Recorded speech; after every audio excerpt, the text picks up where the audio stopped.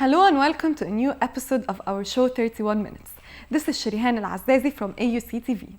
After a successful week of SU elections, today we're hosting the winners, but let us see what we're having for today. AUC breaks old stereotypes, that's why you may easily find a female football team on campus. More details on the upcoming report with Hussein Al-Mu'taz. When they say American football, what firstly comes to your mind, a westernized, hardcore, masculine game. Killing this stereotype, AUC Titans has established a female team that now competes in local and international tournaments.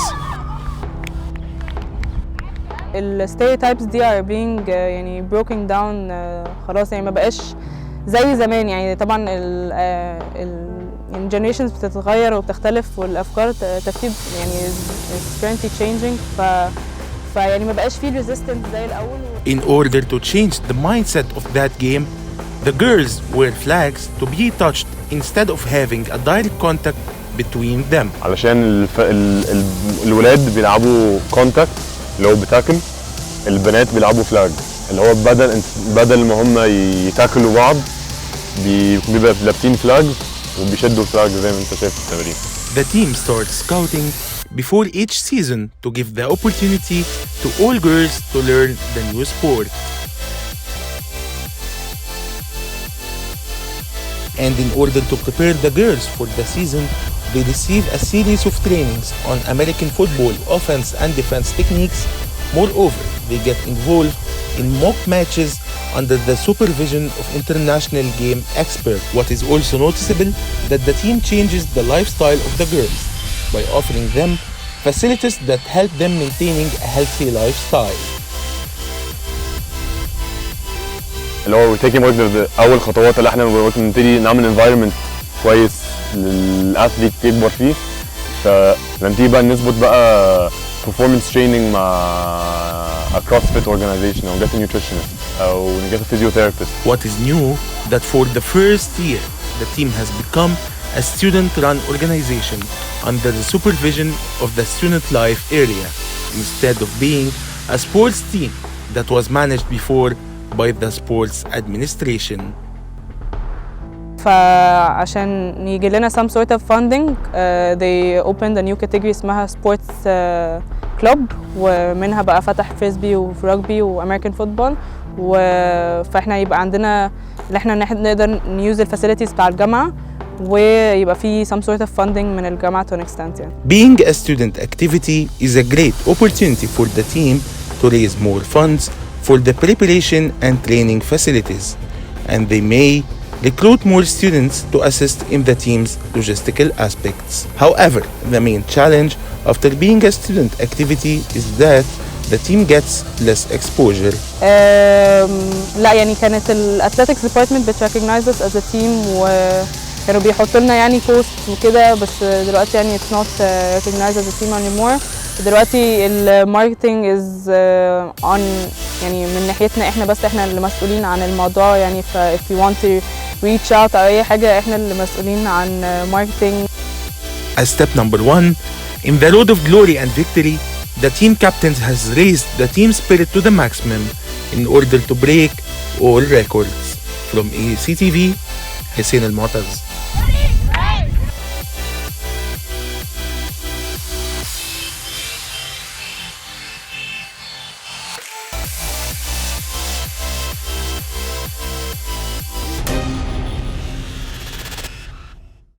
Business and science must join forces to solve the world's needs, says the great researcher and chemist Dr. Hassan Al-Azzazi.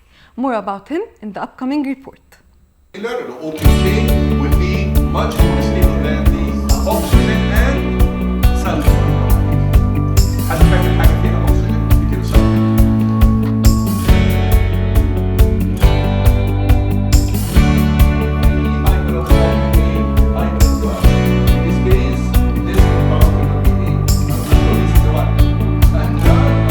I joined the University of Maryland Medical Center as a postdoc initially, and then became assistant professor in medical and research technology and then in pathology.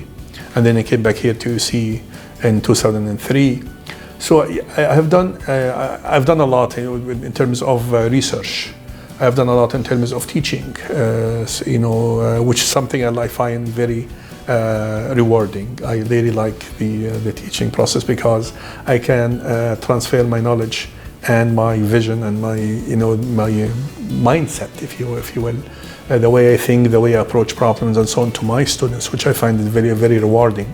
So I hope that in doing so, that some of them will be able to achieve whatever I was unable to achieve. But my current challenge is to able to really make a solution. So what we do, we bring the problem to the lab, then we start looking for innovative solutions. So this is really my passion. This is where my passion is. To develop a practical solution so I can bring it to market for two reasons. Number one, to address the problem, the societal pain, to try to relieve this, as well as to support the economy, because this is a high-tech solution that will be sold in the Egyptian market and markets abroad to support the economy, at least to stop the importation of similar solution from outside. And hopefully spread the spirit of what I call it, multidisciplinary team to develop innovative solution using entrepreneurial spirit and mindset to bring the solution to market to address societal pain and to allow our community and our society to be sustainable.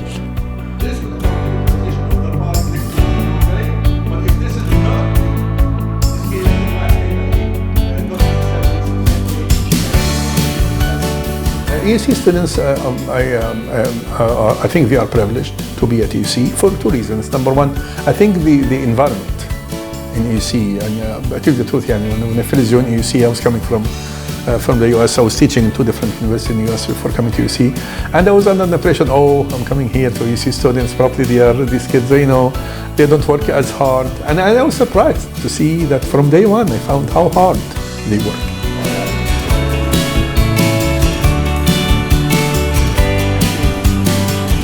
We are also lucky because I think AUC attracts some of the most brilliant brains available in Egypt are in AUC. To the point that actually some other universities have told me that we constitute internal brain drain for Egypt by attracting best brains from other national universities to AUC. So AUC really gets best brains from Egypt and from abroad. The mindset that we help to develop in these students, using chemical principle and mechanism of organic, of chemical, the mechanism of chemical reactions and how chemical reactions behave and so on, really help to develop a mindset that is very strong and can be successful anywhere. Usually chemists, when you say something like, even when I went to the US back in 1990, and people were asking me like, what was your major? And I say chemistry. It's like, wow, chemistry. This is something very serious. Because as you know, chemists can do anything. They can do fragrance, they can do toxic material, they can do drugs, they can do all these chemicals that we see around us are products and drugs from it. All of this business are chemicals that have been designed by chemists. So this is really a very, central science that is extremely powerful and 100% applied to our lives. In efforts to explore the painting and the art scenery in Egypt, an art exhibition titled In Conversation Painting Show is held at the Sharjah Hall at AUC New Campus. Layla Amara has more to say. AUC has always been an important pillar in the art scene in Egypt. Here at the Center of the Arts, an exhibition takes place in the Sharjah Gallery, displaying fine artwork of young Egyptian artists from different artistic backgrounds.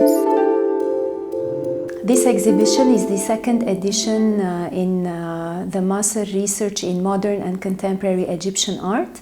It's a research project we are conducting with a colleague of mine, Duncan MacDonald, at the Visual Arts program at AUC. And it aims at looking into different issues about the art scene in Egypt. Titled In Conversation, a painting show, this exhibition aims to stimulate conversation between different artists to enrich the painting scene and the contemporary art in Egypt.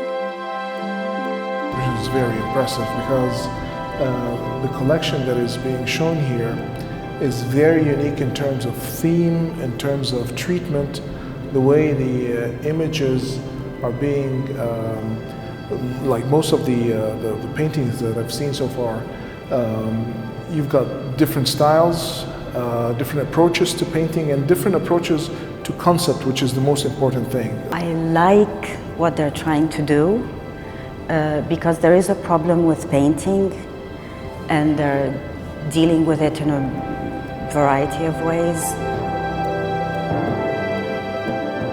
The exhibition looks at paintings in its hybrid forms, such as combining paintings with videos, which is an artistic approach in contemporary art. The way that we try to sort of present ourselves as the gallery that belongs to an institution, an educational institution, is that each show has to have a concept that fulfills some gap, some educational gap, some conceptual gap. Each show needs to be, it needs to have a reason to be a show. And so for this show, it talks about not only the fact that all of the painters are women, which wasn't explicitly mentioned in the title, and which is one of the main reasons we didn't want to mention it in the title, is because it's one of those things where you walk in and it's like, oh wow, all of the exhibition, all of the artists are women, and yet this wasn't shown as an all-woman show. And so that forces you to think in a different context. It doesn't let you focus on issues that might be limiting to these specific artists and how they're presented. The concept behind the show is to explore painting, actually, in its new iteration as a form that precedes photography, but also how it exists after photography in Egypt as well. AUC provides a platform for artists to express themselves through various artistic works. Layla Amara, AUCTV.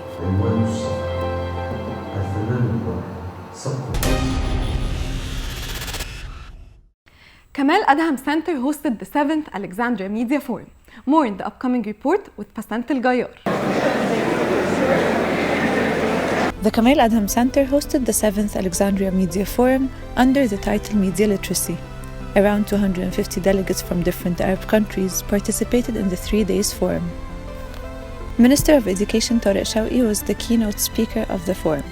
نحن بنرحب رسميا يعني بدعم فكرة التربية الإعلامية أو الميديا ليترسي بأي شكل من الأشكال. احنا بنعمل المناهج الجديدة بالكامل يعني.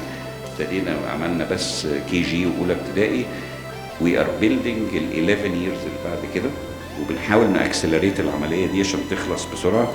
فعندنا تشانس تو انتجريت الأفكار دي من الصغر يعني في الكتب وفي التربية اللي بتحصل في الفصول وعند المعلمين وعند البيرنتس. هوبفولي احنا وراكم يعني واللي نقدر نعمله احنا هنعمله بس انتوا تقولوا لنا جايدس واحنا وي ويل فولو. شكرا يا جماعة.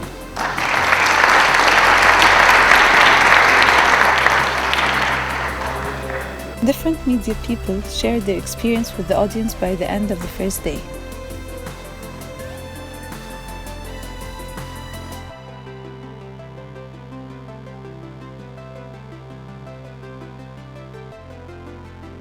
Workshops were held for 2 days in the American University in Cairo, where participants were trained to understand different usages of media, content protection, copyrights, content development, and a lot of other important workshops under the guidance and instructions of 52 trainers, speakers, and lecturers from different countries.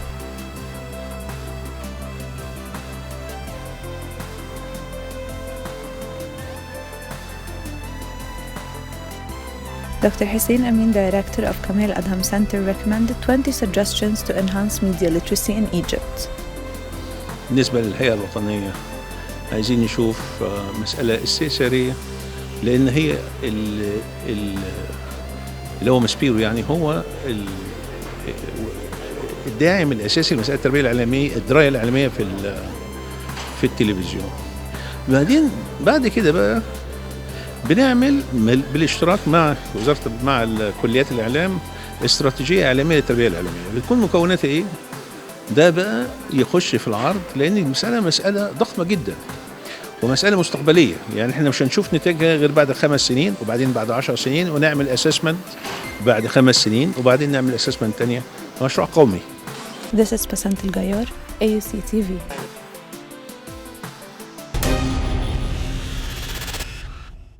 Each of AUC new campus buildings has a story. Mahar Rais will tell us more in the following report.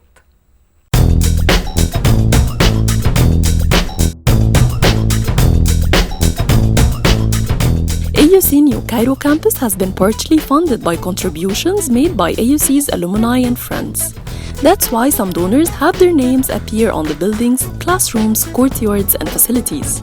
Let's see if students recognize who they are.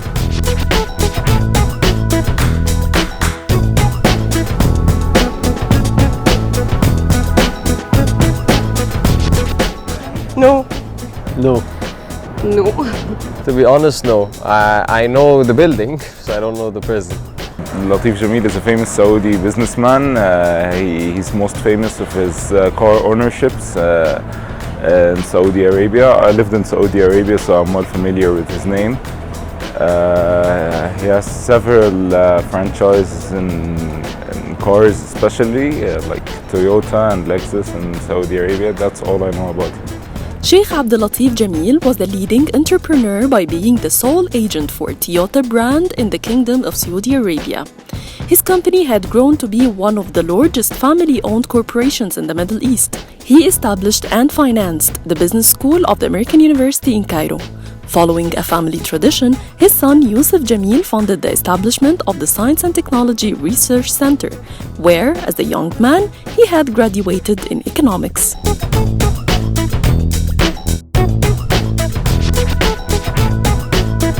I have no idea about that. Yeah, I've heard the name, but I know my dad talks about the person, but I'm not sure who they are. I heard the name before, but I think he's a Saudi businessman or something, or a Lebanese businessman, something like that. I'm not sure, to be honest. Dr. Sarwat Basili was a long-time AUC supporter and chairman of Amoon Holdings for financial investments.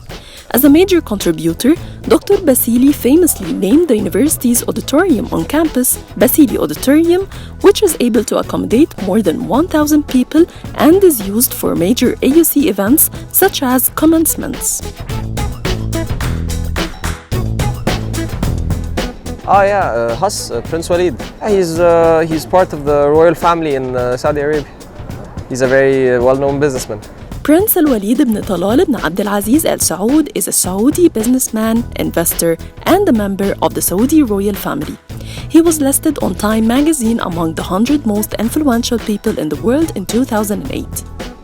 In recognition of a $10 million donation, AUC named a major hall after him that houses the School of Humanities and Social Sciences and also the Prince Al-Walid Center for American Studies and Research.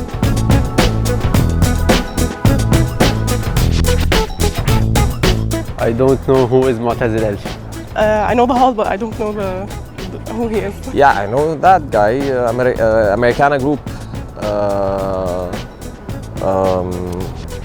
Kentucky Fried Chicken, Pizza Hut, Americana Plaza right outside campus. I know he's the owner of that group. Mr. Mu'taz Al-Alfi served for 2 terms as vice chairman of the Board of Trustees. He is the chairman and CEO of Egypt Kuwait Holding Company. He is also chairman of Americana Egypt, a sister company of Americana Group Kuwait, and the largest food conglomerate in the Middle East, operating in 24 countries with 65,000 employees. Mahar Rais, AUCTV, New Cairo Campus.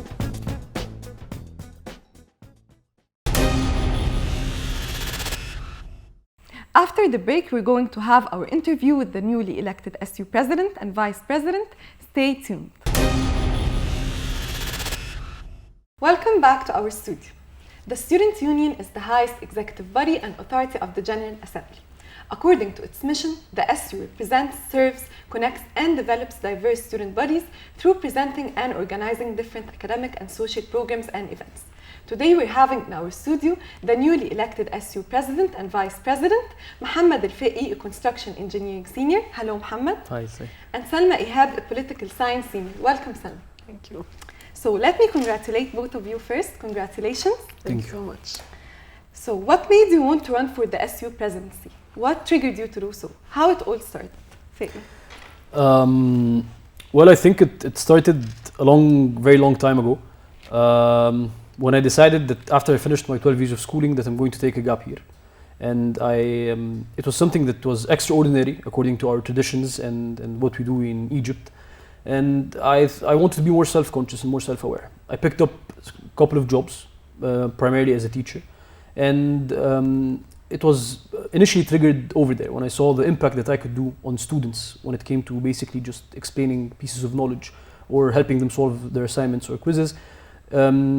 It was the impact that really triggered the whole thing about it. And then when I started university, I started exploring the different activities that I could join to help me develop myself further in order to reach positions that could actually help me make a greater impact on all the student body, given the scope that I'm still a student, an undergraduate student at AUC. So I decided to start off with my own community, and I started to scrutinize further when it came to AUC, and then I filtered down when it came to students, and I started seeing how could I make this impact and work on the betterment of those people around me, and yeah, it triggered over there. Yeah. And what about you, Salma? My journey is slightly different than Faye's. Faye's been part of the union for much longer time than I have, and I've always been one to watch union from afar. My first year in university, it was 2016, and it was we had one of the strikes the university had, and I was very much involved in the strike. As a freshman, I really didn't understand the larger context or the larger picture, but I was very excited by the idea of something student-led. And since then, I've been part of numerous student activities, and eventually this led me to being part of the union, thankfully, for next year. And Fiqi, what was your initial reaction when you've heard about the results? Well, this is a moment that I'm always going to remember throughout the years. Salma and I were sharing pasta together in Abella at the end of the day. It was very, very hectic. I just went out there to check on all the campaigners. They were sitting in one big room waiting for the results. And then I just saw in the middle of the night someone scream, one of our campaigners just running around the plaza, coming from the Senate lounge, screaming, literally screaming, Salma and Faye, Salma and Faye. And I just ran automatically to him. And I was like, did we win? And he kept screaming on, yes, you did, yes, you did. And I just, all of a sudden, I turned around, ran back to Abella. I literally slammed the door and went to Salma and I was like, I kept screaming and jumping, and Salma, we won, we did it. And then everything ever since was extremely beautiful. We lost control of some of ourselves and we kept running to the campaigners. All the campaigners ran to the plaza. They kept shouting, screaming, singing, chanting. It was a moment of a lifetime we'll always remember. And Salma, were you expecting the results? I was definitely hoping we'd win. I wasn't expecting the results to come out this quickly, so it was definitely surprising. We had waited for a while, but usually in the past years, because this was the first time the elections were done electronically, the results took a longer time. So I was expecting to wait a much longer time, so it was great to hear the news much sooner than I expected. It made it all the more exciting. Yeah, and speaking about the new electronic voting system, what was the idea behind it? Was it easier? It was definitely easier. And I saw it myself that the lines were much faster. The process itself was different, and it's more technologically advanced, which is something that I really opt for, and I think it's very beneficial, at least for a start of the technological advancement of our university when it comes to the different processes available. So I think it was a very good idea. And it was easier in calculating the results? Definitely, it's all automatic. Everything happens over the computer and it's all computerized, and there's no general human intervention when it comes to it. So I think it's even more fair for all the students because it's an electronic screen. You just go and get your choice and the computer does the math. Yeah. And Salma, what were some of the problems or issues that you've always saw and dealt with in previous unions and made you think that you could do something different or better? I've never been part of the union in a serious matter. As I was explaining, I only lasted for a couple of months because of the strike. So as someone who's always seen the union from the outside, I think I have an outsider's perspective of how the union's perceived. And throughout the past couple of years, I think one of the biggest problems the union faces is the students lack trust in the union. They don't believe that the union can actually do something. And as an outsider, I've seen that. I've seen how the students perceive the union generally. And coming from the outside to the inside means I have a different perspective as to how we can fix that, because I was one of the students who always had this discussion with people. On the other hand, I'm also a HUS major, one of two HUS majors, one of the less popular majors in school and in university. Sorry, HUS is generally a less popular school. It's a smaller school. So I also understand how the union might be disconnected from a certain group of students, and being part of that group of students, I think I can add something different in that regards. Yeah. And the relationship between the SU and the student body gets worse every year.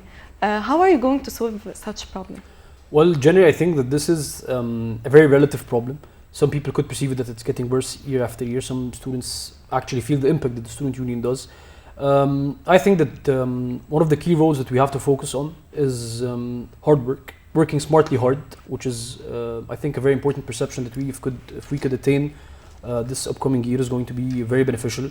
And getting together a very strong team of students that could actually lead upcoming generations as well, making the union a caliber generating machine and helping the whole society by what they actually want, not by what we set as a student union in general, in order to not get the best of both worlds, but at least let the perception lean towards that the union is making effort, the union is trying the best that they could do.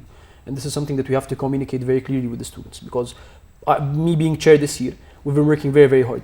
Yet some students do not get the medium of communication between the student union and the students, and therefore they feel that the union is not doing as much. So this is something that we definitely have to focus on this upcoming year. And what will be your top priority when you take the office? If we're speaking about a chronological order, when we hold office, we're going to focus more about making efficient committees in the student union, focusing on what the students actually want, which was something integrated within our plan. We started our plan with the students, not the other way around. Yes, Salma and I did give input in the plan, but we gave input as students, not giving input as people who were running as a student union president and vice president. And therefore, we're going to fit and create the committees based on the plan of the students themselves. And therefore, next step is to bring together a very strong team that's going to be able to take this responsibility further, the responsibility of serving, entertaining, and representing the students more importantly. And nevertheless, we have to start to focus on the major problems that we can start solving on a short-term basis and attacking the long-term problems to have long-term solutions as well. Yes, exactly. Speaking about the team, what are some of the qualifications that you seek in your teams? I think some of the most important qualifications would be people who are committed. The union is not an easy thing. It's not one of the easier entities on campus. So someone who's committed is would be definitely qualified to be part of the team. We're also looking for people who are innovative and who are creative. What has been done the past years is definitely something to look up to, and it's definitely a standard we have to uphold. But we want to bring new ideas to the table. We want to be much more innovative with what we have to offer, so that our impact can grow, and in terms of who it affects and how it affects the people it affects. Other than that, I think it's very important to have a passionate team, because working in the union, working with different university offices is not the easiest thing in the world. So having a team that's passionate and that's dedicated ensures that the team lasts. It's great to start strong, but it's also equally as important to finish strong. Yes, and how will you be communicating with the university offices? Definitely we're going to aim for direct communication, and I really hope the student union becomes more of a podium for the students to voice all their concerns and make it propagate whenever possible. As for the students, we have nothing to hide. We aim for complete, uttermost transparency with the students, and likewise when we're dealing with the administration and the university offices, we're aiming for direct communication, and we hope that we're going to get adequate responses to being straightforward and direct. Because at the end of the day, all that we aim for is the benefit of the students themselves. This is our greatest role as a student union. And I think that being transparent towards the students and voicing their concerns in the best ways possible is the best method to deal with all university offices. Yes, perfect. And hopefully you will be graduating seniors next year. how you're going to balance between your academics and such position. I think we're definitely going to try. It's definitely going to be a challenge. I think the most crucial thing is generally managing our time. It's very important to also be communicating with our professors for the next semester that this is a responsibility we have. It's not something we can shy away from at any point, and it's a priority as much as our studies are a priority. So as long as our professors know, and as long as we have a clear understanding of what the year looks like, hopefully we won't have as much issues. Yeah. And what about you, Faye? Well, personally, I have to agree to what Salma said, and one of the things that I really admire about I'm speaking specifically about my major, that the professors at the construction engineering department are very, very understanding, and if they've been understanding throughout my elections process, and I can foresee that they're going to be understanding as well that this is a huge responsibility, that I find a lot of pride and honor handling it, and therefore I really find it astonishing that the professors in the department as well really understand such a thing, and therefore this doesn't mean that I cannot leave everything through and just run away from my other responsibilities as well, such as being a student, but I have to focus more about balancing between both through efficient time management and planning ahead when it comes to both the student union and my academics as well, in order to maintain a good academic and social standing as student union president. Thank you so much, Mohammed El-Faqi, the upcoming SU president. Thank you so much, Salma Ihab, the upcoming vice president. Thank you everyone for watching. See you next episode.